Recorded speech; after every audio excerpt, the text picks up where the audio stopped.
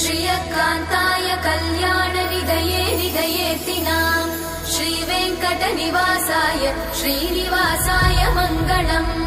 लक्ष्मी सविभ्रमालोकसुभ्रूविभ्रमचक्षुषे चक्षुषे सर्वलोकानां वेङ्कटेशाय मङ्गलम्। श्रीवेङ्कटाद्रिशृङ्गाग्रमङ्गलाभरणाङ्ग्रये मङ्गलानां निवासाय श्रीनिवासाय मङ्गलम्।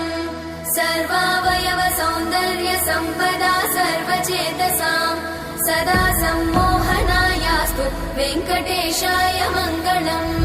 नित्याय निरवध्याय सत्यानन्दचिदात्मने सर्वान्तरात्मने श्रीमद् वेङ्कटेशाय मङ्गलम्।